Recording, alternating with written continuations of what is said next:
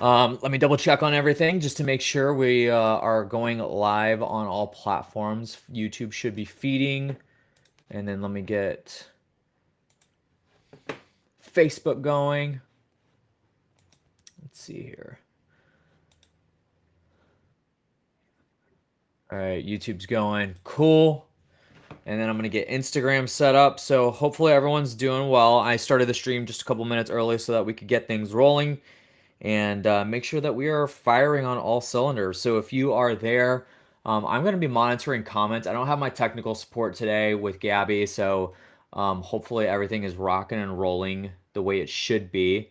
She's IT from afar today, so let me double check to make sure. And it looks like I'm good. So let me see here.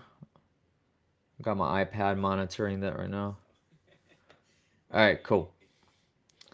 Let me minimize that.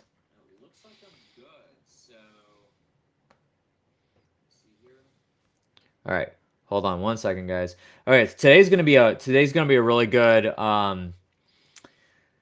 not episode, not interview, whatever you want to call it, but today's gonna be a very, very good session. I'm very excited. This is day 3 of our live stream that I am running to teach you guys basically everything you need to know about content marketing to get your podcast up and running, your social media up and running, your YouTube channel up and running, and not go in at it blindly, to make sure that you have a good foundation, to make sure everything is squared away. You know exactly how much content you're putting out, you know what content to put out, and you're not struggling with finding your grip, and then you throw in the towel too early and then all of a sudden nothing's going on. So let me, all right, Gabby says we're good, so that's awesome. I'm gonna make sure that Instagram is going here in just a second, but if you are there, say hello, drop a comment below. I'm gonna be monitoring comments on all platforms.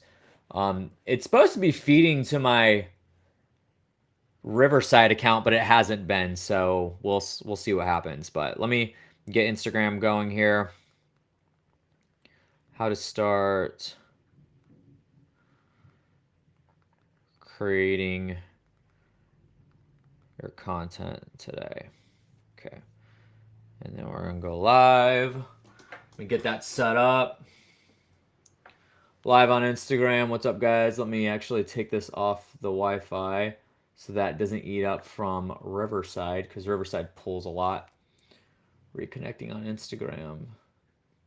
Cool, I think we're good on Instagram. So, what's up, IG? Boom, boom, boom. We're rocking and rolling. All right, cool. Let's go ahead and hop in. So I just wanted to jump in. It's right at 2 o'clock, so we're going to get started right away. I wanted to spend 3 to 5 minutes making sure that my whole setup is good. If you guys missed it, on day 1, I actually recorded for about 30 minutes live and then realized that it was all the privacy was set on only me. So I was the only one able to stream it live.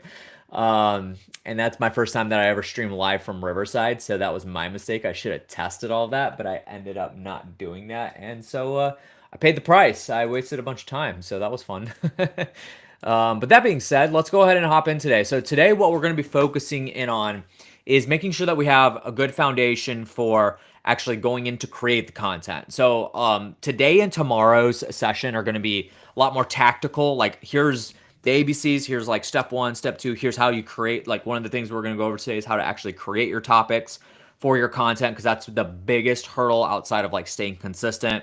But additionally, when it comes down to it, what I also look at is making sure that we are locking in all of your operations, your staffing, your processes, your system, and stuff like that. On day 1, we talked about that specifically. We talked about like your process. We talked about the 3 reasons why content marketing fails or doesn't even get started, or you started it up and then you're 5 months in and then you say it doesn't work, but we actually don't know the actual reason for it. And so we talked about that on day 1. Day 2, yesterday, we went through and I walked you through an entire session of how I actually lay out a content strategy for the clients that I work with. And there's 7 steps to that. If you missed it, make sure you go back and watch it. It is housed on my YouTube channel. It's also going to be on my Facebook profile here too, so you can go back and watch it. And then I also did give, like, if you guys have questions or you wanted me to run through all of the information with you, I did give an opportunity for you guys to connect with me afterwards. You can shoot me an email or send me a direct message on social media and just say, hey, I watched some of your live, but I had some questions, and then I'm offering like a free 30-minute call with anybody that wants it, that I can help with no like pitch at the end. Like, I'm not going to be selling anything to you. If you want to work with me, cool, but I'm not selling anything to you. I'm just honestly trying to deliver value on the back end there. Let's see here. So we're good. It looks like we're all right. So let me double check to make sure one more time that we're still rolling. Oh boy, let's see here. And yes, I actually we have rain right now. We have some storms coming through. So if we do lose connection, I apologize. Hopefully I don't lose connection with you guys here. So we're just gonna truck along as we can until the Lord wants us to stop. All right. So, lastly, if you do want, I have kind of like a checklist and a guide that was generated specifically on both day 1, day 2. I'll have one for day 3 and then day 4 and day 5.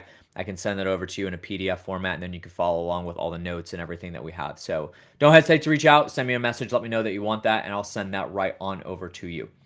All right, without further ado, let's go ahead and not waste any more time and jump in. So today is going to be like, today and tomorrow are going to be like my favorite days. I think day 5 will maybe be good too. We're going to be talking about specifically how to leverage AI for your content, but we're going to dip into that a little bit today and tomorrow as well. So some of the stuff that I go over today, tomorrow, and Friday might overlap with each other and double dip a little bit. But I think a lot of what I want to go through today is just tactical stuff on how to actually get your content up and running. Whether you are starting a podcast, a YouTube channel, a social media page or whatever for your daily content, your daily Instagram reels and YouTube shorts and stuff like that. So we're going to go through all of that today, but you might notice some double dipping, but that is on purpose, on purpose. So let me share my screen. I am today going to be popping in and out of my slides. So just be prepared. We're going to do some live demos, which I love doing. It's very exciting. So just be prepared for that. And then obviously on Instagram, if you are watching, then, you know, I have the slides up on the screen. Hit me up in a direct message and let me know that you want the slides, and I'll send them over to you. All right, without further ado, let me take a drink of my good old Ghost energy drink,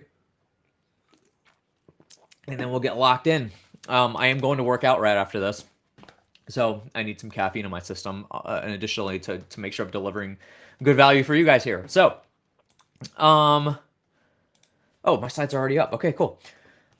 I briefly introduced myself yesterday and Monday, so I'm not going to do it again today. But that being said, I have worked with over 300 clients over the last 6 years of me being in full-time business. But I've been doing content marketing and content creation for 13 years. I primarily worked with a real estate investing company as a wholesaling company. I was a marketing director for that company for 6 years, and now just been doing what I do now for 6 years. So time goes by very, very quick. I primarily still do focus within the real estate investing space. However, what I am going to teach you for this entire week is relevant no matter what you're doing. It doesn't matter if you own a donut shop, if you own a auto parts store, if you provide a service for picking up dog poop in your neighborhoods and stuff like that, mowing lawns or whatever it is. It's going to be relevant no matter what you do.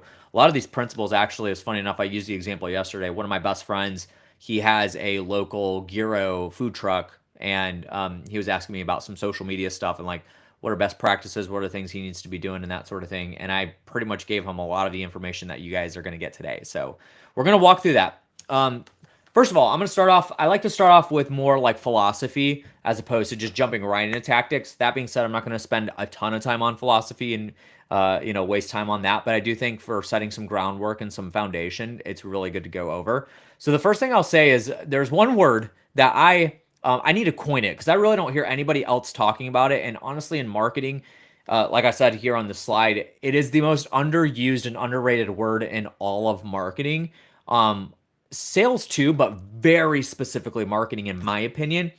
And that word is relevance. So I talk about this a lot in my content. And the reason why I think relevance is such an important word that we need to be centering very specifically our content, our organic content around, is because the more connective, you have to think of like connective tissue. If we have something that we're putting out like a podcast or a YouTube video or social media content, and we're trying to use that, which we should be trying to use that to reach our customers, we have to create these relevancy points, and I call it connective tissue, to make sure that we can latch onto our customer and then bring them in, and they become part of our system. They become part of our world, and we can do that by creating relevance. So I have this statement up here.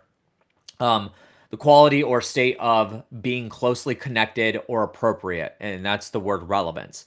So when it comes down to it, relevance is one of those things that if you can create 100 pinpoints of relevance between one of your pieces of content to the customer themselves, then you are going to have a very easy time converting that person. Think about the last time that you bought something. I don't care what it was. Maybe it was a Lego set. Maybe it was food. Maybe it was lunch that you bought today. Think about, like, deeply think about, why did you buy that thing? Let's just say, for an example, it's a Lego set. So it's I already pre-ordered it, but I'm not ashamed of this in any way, shape, or form. But I'm just saying it's kind of funny. Lego just announced that they are coming out with the original Game Boy as a Lego set. It's gonna be like $70, I think, maybe $60. I don't remember how much I pre-ordered it for, but I did pre-order it. That being said, the amazing thing about that product is it created many different connective points. And obviously that's the product itself, but then the marketing that they utilized, the reels that they put out, the ads they put out to connect to the consumer was next level. So one of the things that they did was super creative, was they actually took one of the original commercials from, I think it's 1991 or 2, when the original Game Boy came out. They took that commercial, redoctored it up to like today, and then made it look a little bit modern, but the exact same scripting. And instead of the Game Boy itself, it was the Lego set itself. And then the cartridge, like they have the cartridges of like the the original Mario game. What other game? There's a couple other games. Zelda, The Legend of Zelda, and there was a couple other games that like the Lego set will come with it as a cartridge, and it'll build out as a Lego. I remember watching that. I was born in '93, but I remember that commercial still going around even when I was younger. And then I saw it when I was a little bit older as well. And I had an original Game Boy and all the games that are coming with the Lego set. And so there were so many different pieces of connective tissue that were relevant to me that made the buying process extremely easy. I didn't even question it. I was like, where do I pre-order? And I immediately went to that. And all of the pieces, not just the product itself, but all the marketing that they did, made it highly relevant to what interests I have.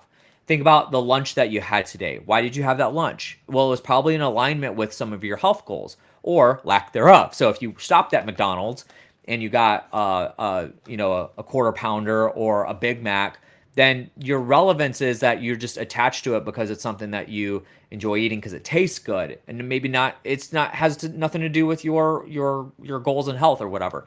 Or on the other side, maybe you stopped at Chipotle because you're a little bit more health conscious and you think like, oh, I want to make sure that I have a little bit more cleaner ingredients in my food, so I wanted to stop there. Anything that you purchase, anything that is, whether it's service, like if you hired a CPA, well, why do you hire a CPA? Well, the relevance point is that you need somebody that helps manage your finances, manages your taxes, bookkeeps, or runs payroll, or whatever it is. They may have that service because it's relevant to the needs that you have.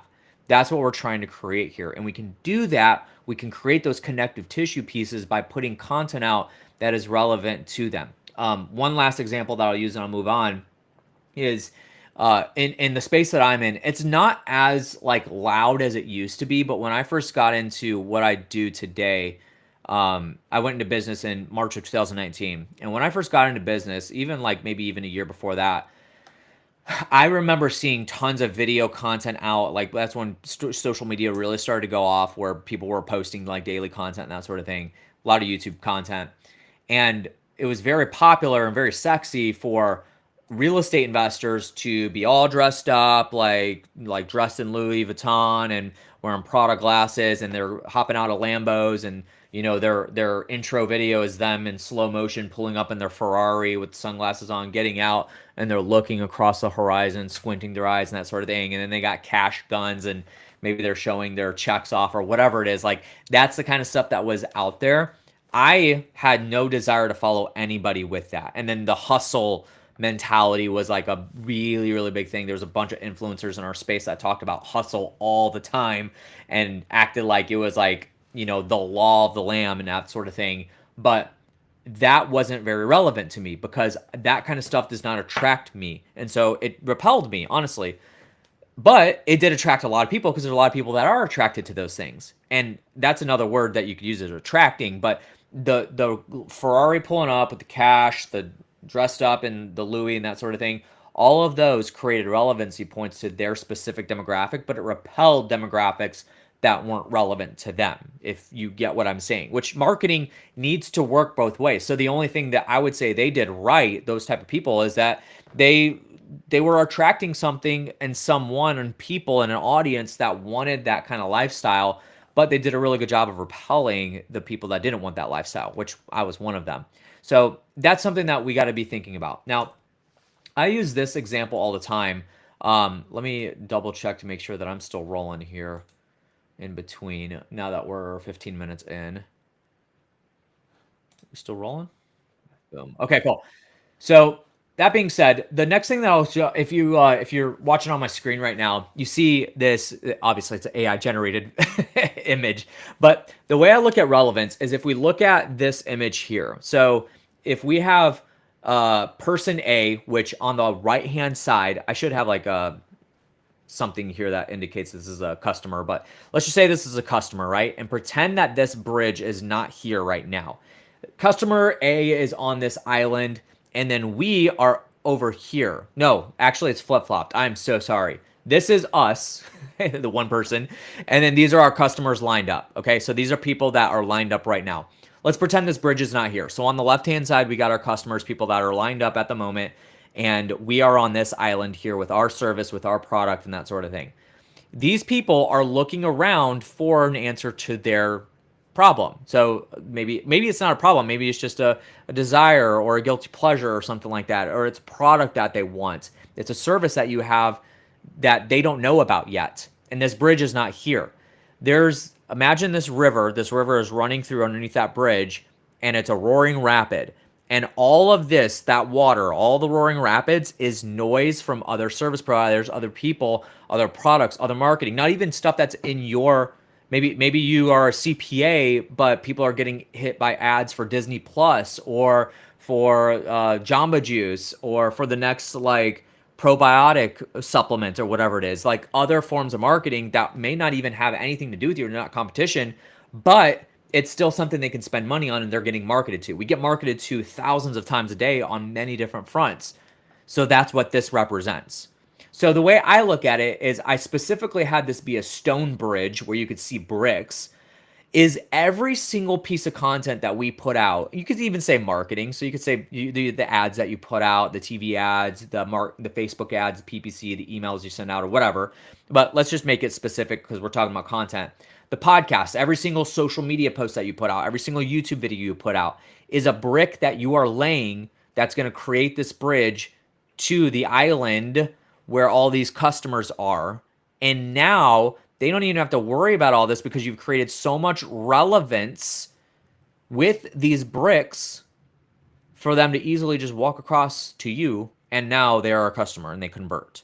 So the more points of connective tissue, the more of these bricks that you can lay to create a good foundation of this bridge, and the more pieces that you can make relevant, the easier it is going to be for them to cross that bridge. And then maybe they bring a friend with them because they know another person that could use what you have to offer and that sort of thing. You have referrals and that sort of thing. So that's what this represents. And I think this is really powerful in a sense of like, from when we look at marketing, we try to just take what we have as a product or service and just throw it in people's faces, but not think about like, okay, does this person actually need what I have to offer? Like one of the biggest jokes in my opinion in sales, and I know that this goes one way or the other typically with people, is, the whole like a salesman that thinks he's amazing and he says I could sell ice to an Eskimo. Well, in my opinion, like cool, but only if the Eskimo needs the ice. Typically, an Eskimo is surrounded by ice and they can go get it themselves. And if I'm just gonna like pressure them into it and they don't truly need it, then I'm not serving my customer well. I might be an amazing salesman, but I'm not serving my customer well. So they're definitely not going to bring their other Eskimo friends, right? So we want to make sure that we're creating that. So kind of transitioning into a little bit more thought about content. And I've always preached this. I actually created this slide years ago. I probably had this slide for at least 6 years, and it's still true to this day. Even and this slide was even created before the days of short form content like TikTok videos and Reels, which we all know and love today. But content marketing is a marathon, it's not a sprint. There's a difference between content and ads. Advertising is like you're throwing an ad up that says, I buy your house today. Like, do you need to get out from underneath a house that you have that has too much work and you need to sell for cash and you need it gone today? Well, call me and I can buy it from you. That's advertising. Content marketing, in my opinion, if you look at it from the other scope, value-led content would be, are you somebody that is struggling with a house that you have that needs work? Here's some options that you can run through in order to help get rid of it and solve your problem. And then you become one of the solutions and you're dropping that kind of stuff and building value. Both work, both are things that you need to do in your marketing, but they have to be looked at differently.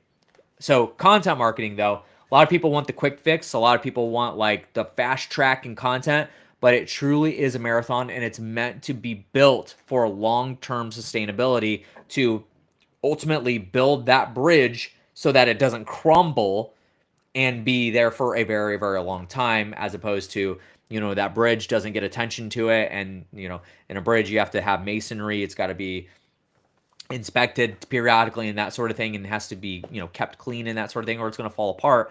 That's how content is too, and you have to do it for the long term. Whereas in advertising, that's a sprint. And again, I'm not saying don't do advertising, but we have to identify the differences. So there's really two ways to create content. It's produce and document. So now we're getting into the tactical side of what we're going to talk about today, is actually creating the content itself. Creating the content itself is one of those things where you really have to kind of dissect what you're doing. Give me 1 second, because I think that Facebook is not sharing my screen. Let me double check on that. Give me 1 second, guys. Oh, it is. Okay, cool. Well, I don't know why it's not showing up for me on that. Sweet. Okay, so it is. It is definitely sharing. Okay. That being said, producing and documenting. So now we're getting into the tactical side of how to actually create the content. The way that I look at this, let me see. The way that I look at this is the difference between the two. And in my opinion, a combination of both of these are the best way to create your content. So, and it is going to depend on what you're doing. If you're doing social media specifically, or YouTube specifically, or podcasts specifically. Podcast specifically, you can kind of do a little bit of this, but I think mostly it's going to be producing. So I'll define the differences between the two and then kind of like tell you where I would go from here. So producing is basically like what I'm doing for this live show right now. This is producing content. I have my camera set up, I have a microphone, I had notes, I have a slide, like I'm ready to do this. However, I'm also documenting, because on the side here, I have my Instagram going live right now. This is also documenting. Like I'm doing something that I planned on doing, but then meanwhile, I'm also streaming it live on Instagram. But then meanwhile, I'm going to be able to take this podcast and use it for other purposes, right? So then I'll be able to redistribute it elsewhere, maybe to my podcast, maybe to, I'll be able to take an hour-long recording here and chop it into like 4 or 5 different segments for core YouTube videos. Obviously, that turns into like 40 different social media clips and that sort of thing, which we'll get into a little bit later. But that's also arguably a form of documenting as well. But documenting also, if you want to make a very clear distinction, documenting is also like vlogging. So if you are, let's say, for example, you're a real estate investor, you're out at a house and you want to do a walkthrough, and you have somebody with you and you say like, hey, here's my phone. Can you just record me walking through it? I'm going to kind of like talk through the walkthrough of the video of the house. That's documenting. And then let's say, for example, you're at a speaking event and you're speaking on stage and somebody's in the crowd recording that for you. That's documenting as well, because your intended purpose is to speak on stage to the live audience. not to record a podcast. However, somebody's sitting in the audience that is recording that for you, and then you can use that for your podcast later. So those are the two differences.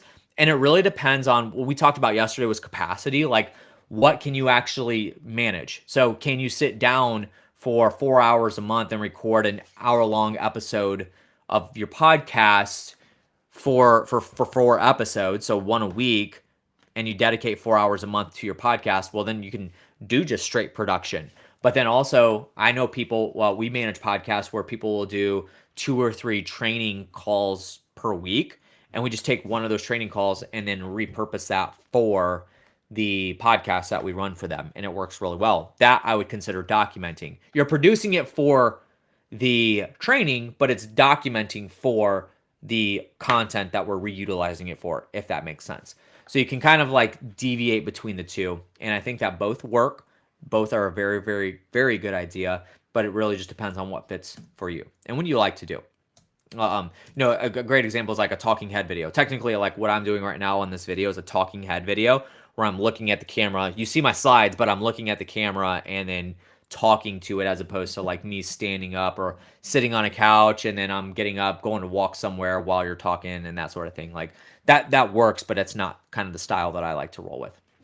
Kind of like a little bit of a side note here.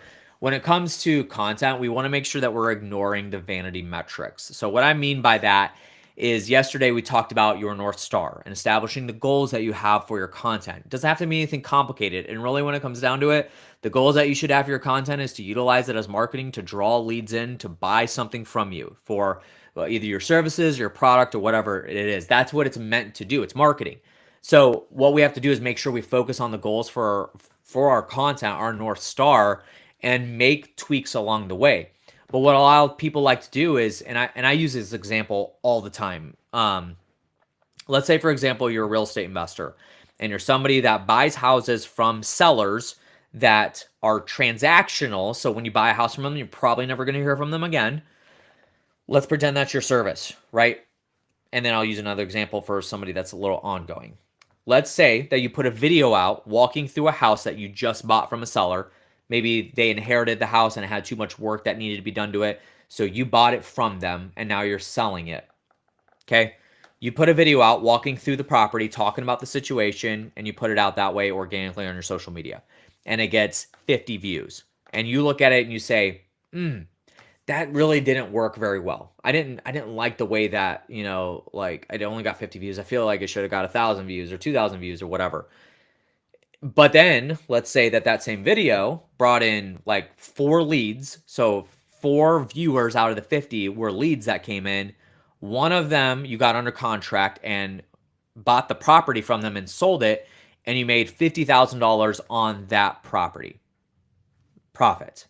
So essentially, that video that you put out that got 50 views made you $50,000 profit. So was it a successful video? Arguably, it's like, well, it didn't really do well. We don't want something to be the catalyst of an excuse to get low viewership on our videos. But at the end of the day, if we look at what our goal is, our goal was to bring leads in so we could buy houses from those leads and make money on it. Essentially, our goal wasn't to get 1,000 views on the video or to get 50 views on the video. It was to bring leads in so that we could buy houses from them. So in that sense, the piece of content was highly successful and probably paid for that marketing piece over and over and over again. And that was just one video that we put out. Let's flip the script and say that you put a video out, same video, maybe a few months later, and that video goes viral. People love it. People are watching it. Gets 100,000 views on the video, but it didn't bring any leads in at all. So you didn't close any deals. Was it a successful piece of content? Was it a successful video? Arguably, again, subjectively, can't speak. It worked. Like, yeah, theoretically, like the more views that we get on a video, the higher chances we have of getting in front of somebody that we can actually buy their house from and then sell it and make a profit. But at the moment, we know that it didn't bring in any leads. So therefore, it didn't close any deals. So to me, it was not a successful video in the sight of the goals that we had for our content.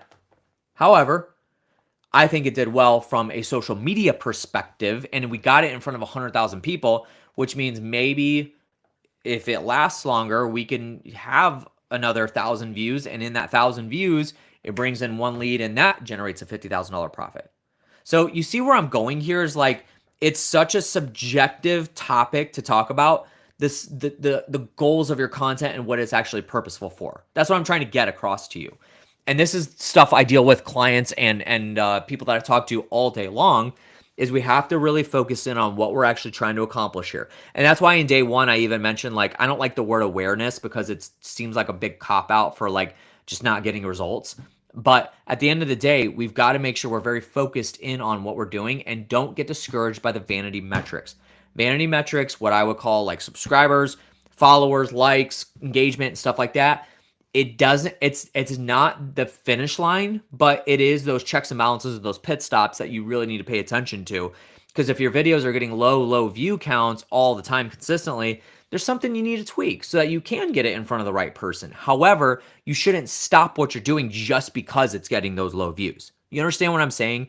And this is where, again, from the years that I've been doing this, the people that have risen to the top, I guarantee you talk to them and say, hey, was there a point where like your social media wasn't doing well? They would look at you and be like, yeah, all the time. And then you look at their social and you're like, yeah, but it does way better than mine ever has. But they're like, that's subjective. I don't know what yours look like, but mine didn't do too well last quarter. But now it's actually doing okay. But a year ago, it was awful. Like, everybody has different definitions to what their success is when it comes to content. So we need to be thinking about that as thoroughly as possible. And just focus on the right things. That's all I'm saying. All right, next we got here. A formula for quality and quantity. These are the two things that you must have in order to generate good content to go out. Quantity is obviously like how much you put out. And tomorrow I'm going to go over that a little bit more thoroughly. I actually generated kind of a formula that you could put together actively and say like, all right, if I'm doing a podcast for this audience, this is how many podcasts I should put out. And again, yesterday we talked about that a little bit. It really depends on your capacity as well. We need to make sure that you're not committing to 3 podcasts a week, but you only have time for one because then you're going to quit early on and say it doesn't work. And then that's no bueno. We don't want that to happen. But when it comes to quantity, we definitely need to make sure that we're putting out. I always say like we need to have enough at-bats. So if you think of baseball, like the more times that you are at the plate to be able to swing, the higher percentage you have of being able to hit the ball, right? So whole Wayne Gretzky is famous for his quote, you miss 100% of the shots that you don't take, right? So you have to actually be able to step up and take the shots that you are going to take. However, that doesn't mean that you need to be posting 10 times a day. It really depends on your capacity and what your demographic actually wants. If you have a more professional demographic, then you probably shouldn't be posting way too often because it's never going to get in the line of sight of those people. But if you have an audience that is spending 6 hours a day on social media, you better be posting as much as you possibly can. Or if you have a podcast and your audience is not listening to podcasts, like we need to make sure we're thinking about how that works in terms of quantity. When it comes to quality, these are the things that I look at in terms of quality. Quality means so many different things from top to bottom in your content, but it's not complicated. Number one is the quality of the content itself. We need to make sure that we are thoughtfully thinking about what we're actually putting out on camera and not fluffing it up the whole time, not selling and pitching the whole time, and we're actually delivering good, solid information and education from what comes out of our mouth. Additionally, too, make sure you are an expert in what you're talking about. You don't know, like early on in my career, I saw so many people putting out content and it was just regurgitated content from where they learned it somewhere else and they weren't an actual expert on that topic. It's very easy to see through. So just don't do that. So make sure that you're spending a good amount of time on outlining your content. We're going to go over all that tomorrow, like how to create your topics, how to create your outlines, scripting and stuff like that, your hook. We're going to go over all that tomorrow. But it's very important to make sure that our content is solid in terms of the information inside of it. Then the visuals. We'll pair up visuals and audio. When it comes to the content nowadays, so let's wind the clocks back about 5 years. COVID, right? Nobody can go into studios. Nobody can have their videographer come in and shoot video content with them and that sort of thing unless they're wearing a mask or they live in Florida. So what did people do? They reverted to Zoom because Riverside did not exist at the time, and phones were not as they were good video quality content, but not as good as what they are today. So everybody went to Zoom. Everybody started using the webcams. Everybody started putting out videos on YouTube shot with their webcams, and it was kind of half-assed, didn't really look great. It was like they weren't focused on the quality of the imagery. They didn't have good lighting in their studio. They didn't have good light. They would sit out in the back porch and dogs are barking in the background and that sort of thing. It just was not good. And because of that, that really threw people for a loop, and people made a decision of like, I want good visuals. That doesn't mean that we gotta invest in a $10,000 camera and we have to walk into a recording studio every time we want to record something. It just means think about the simple things. Like, for example, if you're watching on Instagram, you can't really see it, but if you're watching here, like my background here is clean. It's me. It's relevant to me, and it's like decent setup. The quality of the camera, like I have a basic DSLR Canon camera, and it's got a plugin that goes right into my laptop, and I can feed that from my laptop to my camera as the webcam, where I'm not using my crappy webcam on my MacBook that's 6 years old. So I have a very simple setup. Like, it's literally just my tripod camera, and then that camera is plugged into my laptop, and that's it. And then I have a $15 ring light here. I've got a very basic Blue Yeti microphone that was $100 that I bought like 6 years ago. So while my setup is basic, it still looks very, very good. Like, and I have my window open right here. I have a lighting, even though it's raining, I still have like decent lighting coming in. So there's very simple things that you could do to maintain quality. But what I am telling you today is to make sure that you invest in that a little bit at your own capacity. This is where you can like have somebody like me come in and help you with setting all that stuff up. However, I do think it's important to make sure you focus in on it. A neat little ninja trick that I will tell you, this is totally side topic, but if you have a Mac device, so a MacBook, MacBook Air, Mac Mini, and you have an iPhone, you actually have the capabilities to be able to tap into your iPhone from your MacBook for your iPhone to be your webcam. And it's very easy to do. If you want, I can literally, hold on. No, you know what I'll do? So at the end of this presentation, you'll have my email. Send me a message and say like, hey, how do you do that? And I'll send you, there's literally a short little video that I can send you that I send my clients. And you can literally use the back of your phone camera to be the webcam for your videos on Zoom. You can do it on Riverside or whatever, and it looks amazing. So just simple things that you could do like that. Like you can even buy, $15 or $20, $30 lapel mics that plug into your microphone port for your iPhone. And then now when you're recording iPhone videos, you have good audio. So just simple stuff like that. And honestly, like when it comes to audio, you don't need to have these crazy, XLR cabled microphones. Like you could just have a simple USB one and it sounds good. Like keep it simple and you level up as you go along. Make sure that you do that. Quality of writing, quality of distribution. Make sure that whoever is writing your content or quality checking your content, distribution, like posting it, make sure they're doing it correctly and, getting it done right. So those are the things that we look at with quality. All right, so I'm going to lead into a very specific topic, which is creating topics for video content. We're going to spend some time on this today, but we'll also spend some time on it tomorrow. And then also on Friday, because I wanted to show you guys a live demonstration with AI on how to like help generate this. So today I'm going to kind of go over some of the handful and basics of things that you can do to generate the topics for your content. Now, this is the reason why I specifically bring this up is because this is the number one reason why people get stumped when it comes to actually creating content. Whether it's they don't know what to talk about on a podcast, they started up their camera, they don't know what to talk about on social media, they know they want to do a YouTube channel, but they don't know what to talk about. This is what is going to be a game changer for you. So make sure that you pay attention because I'm going to do a live demonstration right now. This will solve everything for you. And you should have no excuses because I'm going to give you a way to do unlimited topics for your content.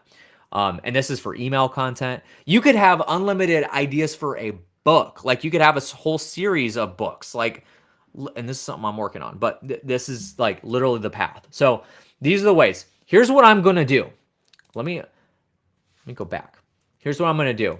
And you're going to see me edit this presentation live right now. Actually, let's just do this. I want to do this.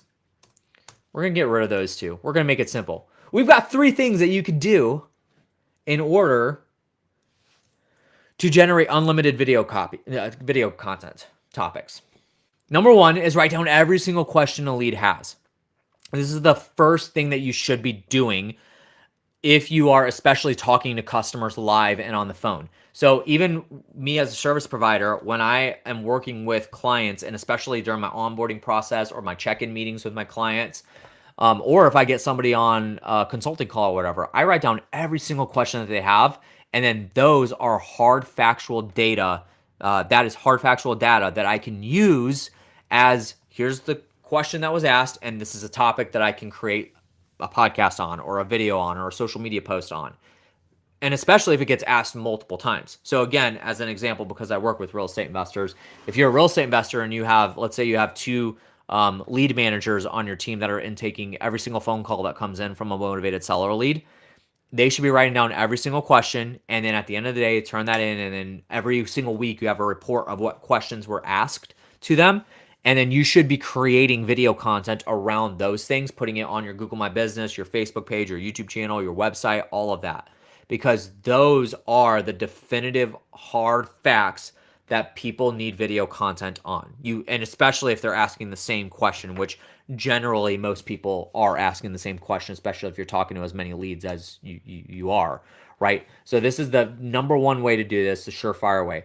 I'm going to skip to the 3rd one. Audit your competition is another way that you can really come up with some really, really good topics for video content. And again, like, let me go back to something real quick. So on day 1, we talked about the definition of content marketing is literally just answering questions that your target demographic has about who you are, what you do in your industry.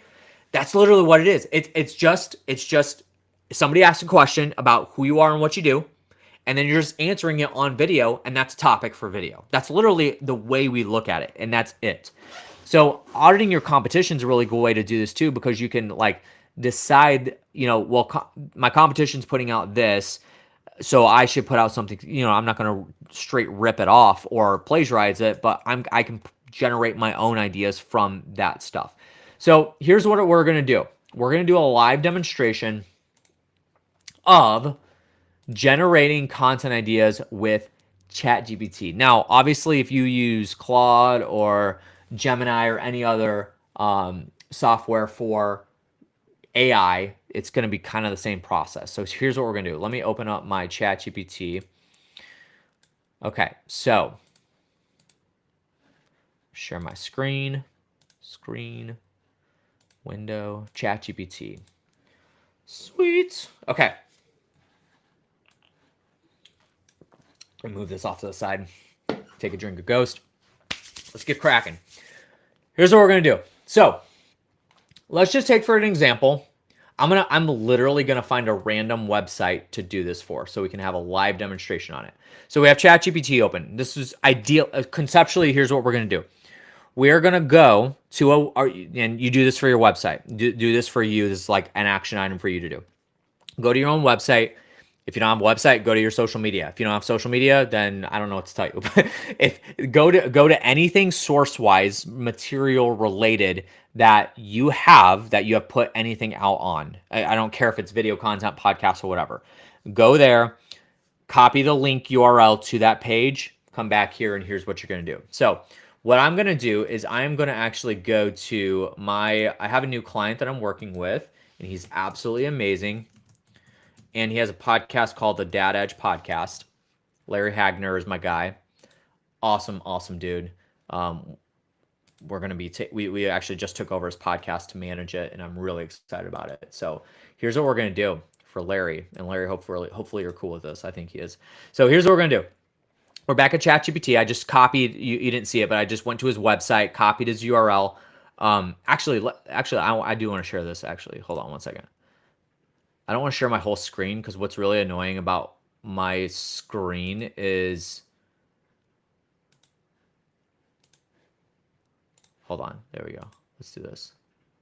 Okay, cool. So what's really annoying about my screen is that I have a widescreen monitor, so it's like it'll like warp everything. Okay, so I'm gonna go to the Dad Edge. Actually, let's just, because I just copy and pasted it. So here's his website, right? So it's just basically like a feeder for his podcast. So every single one of his podcasts are on here. If I click into this is the most recent one. You know, you got the YouTube version, you got this is the player, and then you have the descriptions and everything, right? So he has a lot of content on here because he has like a couple hundred episodes and millions of downloads, but here's all the content, and there's a lot of really good stuff that could be scraped. Everything that's text based or video based is going to be, all the video is going to be scraped from the transcriptions and everything. So here's what we're going to do. So we copied his URL. Let me pop back into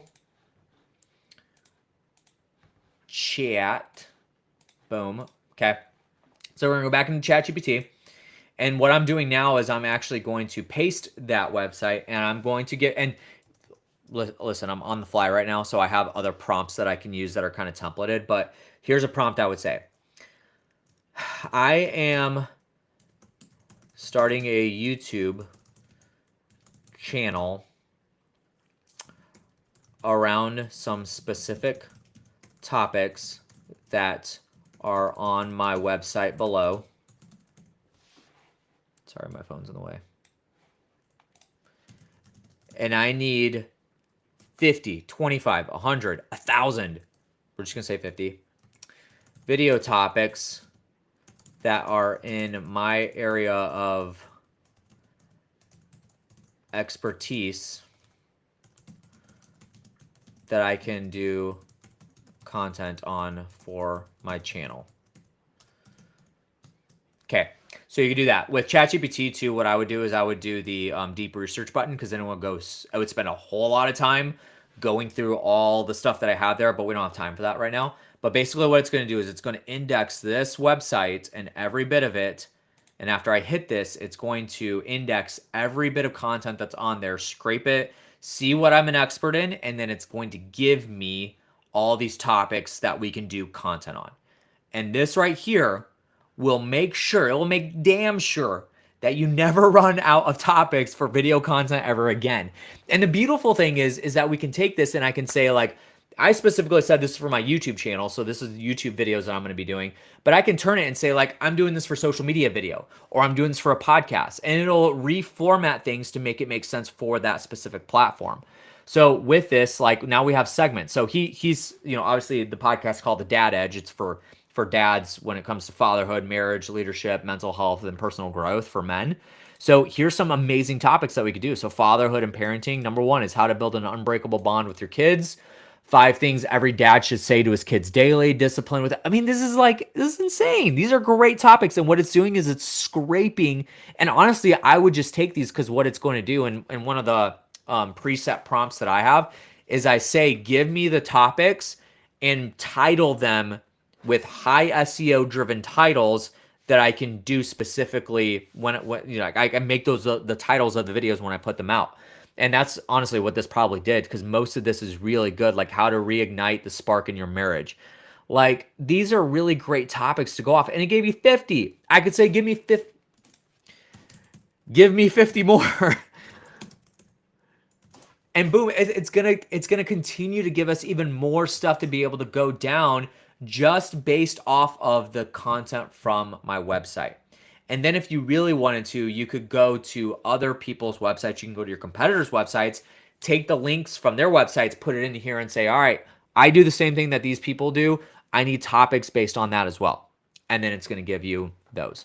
So this is amazing. This is like literally a game changer. If we were doing this presentation a year ago, I wouldn't be going through and showing you this stuff. But AI has developed so much. Now, here's what it says is, if you'd like, I can turn these into grouped content playlists with video scripts and SEO optimized titles and thumbnail concepts for any of them. Now, we're going to go deeper into that tomorrow, but what I would say is, let's just say, like, we're going to take these ones. So I'm going to say these. I want outlines for these topics so the video is less than 10 minutes in length. Minutes. Okay. Oh, whoops. Hold on. Stop that. Stop. I don't know why I didn't copy that. Let's just say this. There we go. Okay. Bear with me. Bear with me. Bear with me. Boom. Okay, there we go. So now it's going to take those topics and it's not going to guess at what outline to give me. It's going to actually give me stuff that it's scraped data from, not just from the website, but also from other sources that are relevant to that. The cool thing about this, what I was looking for, I don't know where I could find it.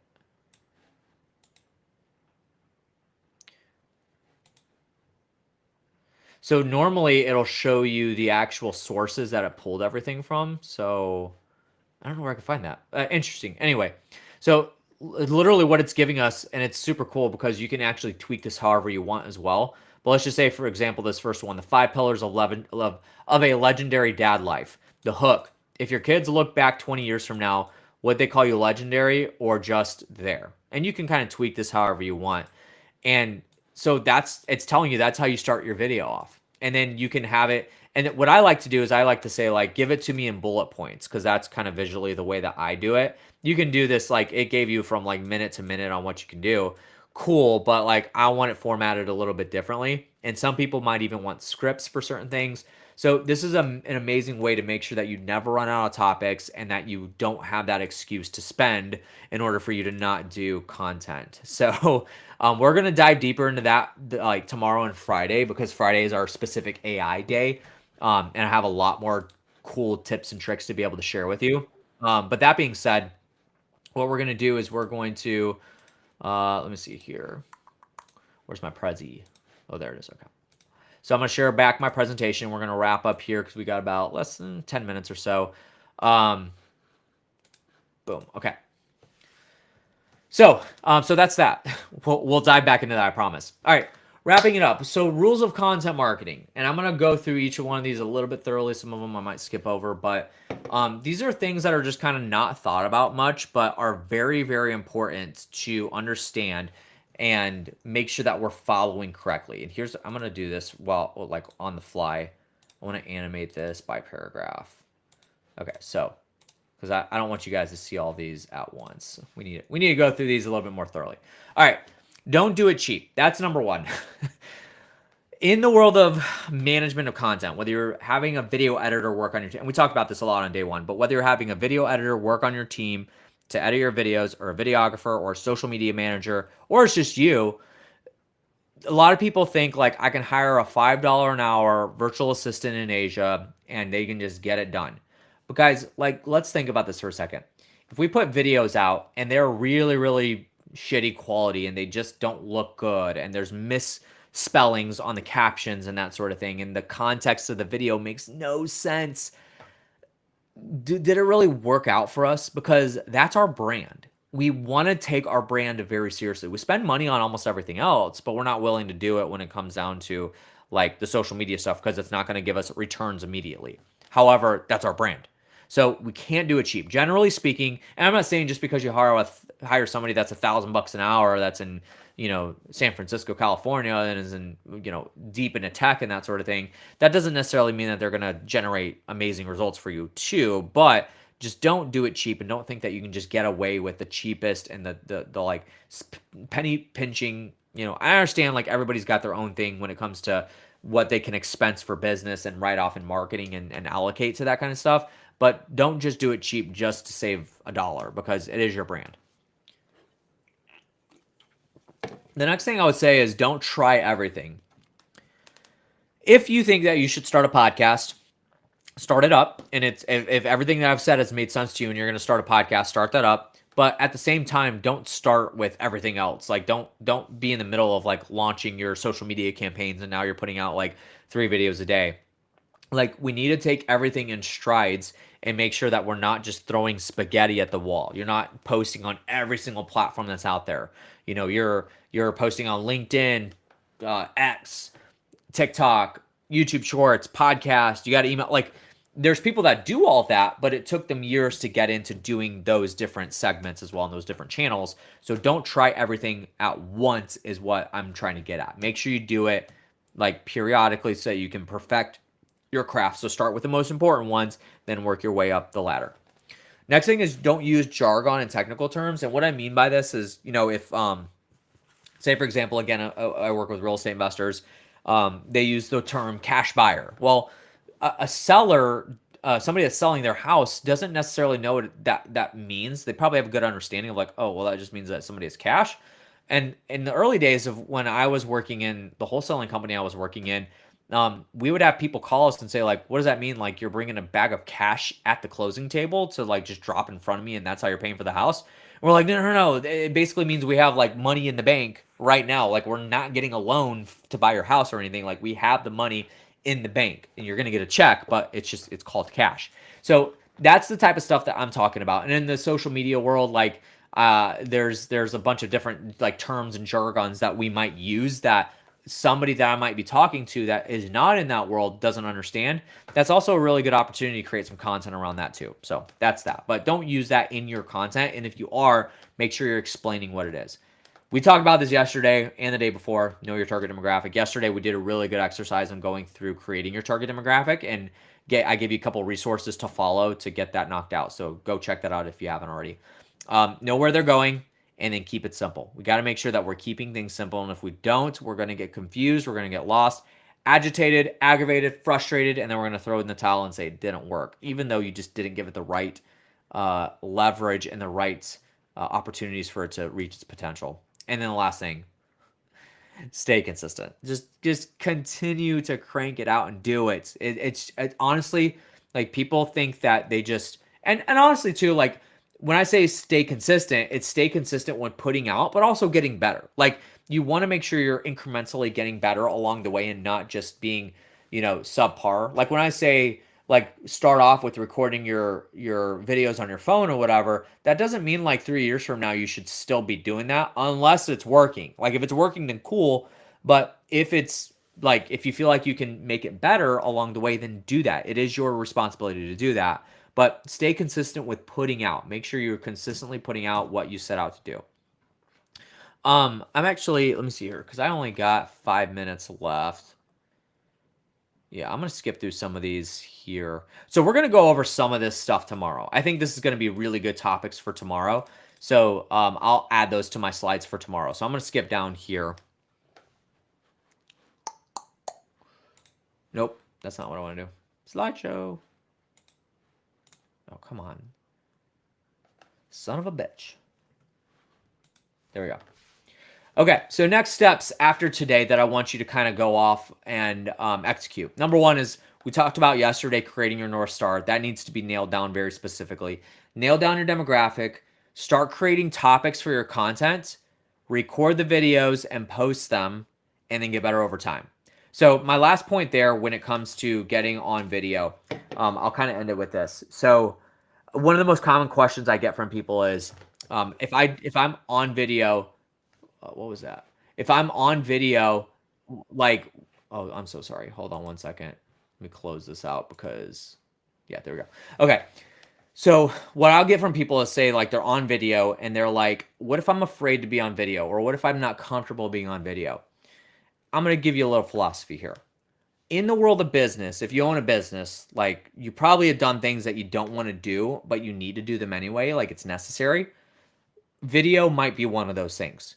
It sucks and it's not comfortable sometimes, but you need to do it anyway. Like, or your competition's going to do it. And I bet you they already are doing it. And so you really got to understand that sometimes you just got to do things and suck it up. Like I'm giving you tough love here, but honestly, with anything else in life, the more you do it, the better you're going to get over time. I promise you, if you go back and watch one of my first videos on my YouTube channel, I probably wasn't as fluent or as good at delivering the content as I am now. And I'm not saying I'm anything special right now, but I've definitely grown and become better at what I used to do when I first started doing video content. So you just get on camera, do it better. There are ways that you can kind of help yourself get in the flow of things. One of the ways that you can like just kind of like a hot tip right now is if you find yourself, one of the most common things, and I've shot video with over 300 people over the years, one of the most common things that I get is I just don't like looking at the camera because it's like there's nobody there and it's just this void that I'm looking into. I don't have a problem with it because I've done it hundreds of times, but somebody that's not usually on video, you might tell them, okay, cool. Well, how about we do this? Camera's here. You have like your spouse, a coworker, or whatever that's sitting in front of you right here. and they're going to ask you questions, and then you're going to revert back to them while the camera's rolling, and then now you're having a conversation. We're going to do it 60 minutes style. So if you ever seen the show 60 Minutes and the way that they're set up, the camera's like offset and that sort of thing, that's the style that we're going to go after. Cool. Like, do it that way. So you found a good like rhythm and method to be able to deliver the content without having to look at the camera. So you tweak things, like figure out how to make it better, and actually just record videos, post them, and get it over with, and get them out. And I think a lot of people get hung up on like perfecting their video and that sort of thing before it goes out. But guys, like in the world of content, I promise you, done is better than perfect. Just get it done, get it out, and stop trying to be a perfectionist when it comes to your content. Tomorrow, that's going to lead us right into generating more of our generating the topics, and then our scripting and outlines and that sort of thing. We're going to get very tactical about that. And then I'm also going to be going over our like the metrics that matter the most. So like on this, you saw that I had, you know, the retention rates and click-through rates and what all that means, why it's important. We're going to go into the method of like the pillar to the micro content. So I'm going to show you how you could take 1 hour long podcast episode and turn it into like 100 other pieces of content. I've done a live demonstration of that before, and it was a lot of fun. So this is what you can get from all that 60-minute podcast. You got 20 reels, you got 15 stories, you got 2 or 3 mini podcast episodes, 3 core YouTube videos, unlimited written copy. There's a lot of tactical things that we're going to do with this. So I think that's it for today, but thank you guys so much for joining in and hanging out for a little bit. If you did watch this after the live portion, then make sure to drop a comment, and I would love to answer any questions that you guys have. Lastly, but not least, if you want to reach out to me, you can send me a direct message on social media here and say like, Josh, I watched your live video and I had a question about this. Would you be willing to chat? I'm offering a free 30-minute call with anybody that wants it, and there's no pitch at the end of it. So you know, there's no pressure. Like I'm not going to be selling something to you at the end, like a timeshare or anything like that. I'm genuinely happy to help in any way that I can. So make sure you do go reach out. But other than that, I think that's it for today. But thank you guys so much for watching and joining. Tomorrow, we're going to be going over content marketing creation 101. We're going to be talking about ideation, how to generate your video topics, how to actually hit record and then start actually getting the content recorded, getting it out. I'm gonna literally walk you through. We have basically 4 departments in my organization. We have video editing, graphic design, quality control, and copywriting, and then we have distribution. I'm gonna walk you through each process for each one of those departments as we go along. Tomorrow's gonna be very, very tactical, so you're not gonna want to miss it. But right back here, 2 o'clock Central Time is when I'm gonna be streaming live, and obviously this will be housed on my Facebook profile and my YouTube channel, so you can feel free to watch it at any point. And then make sure to go back and watch the previous videos too. So we're gonna be streaming live 5 days this week. We've already done it 2 days, so you know today is our 3rd day. But anyway, I think that's it. Thank you guys for watching, and we'll see you tomorrow. Take it easy.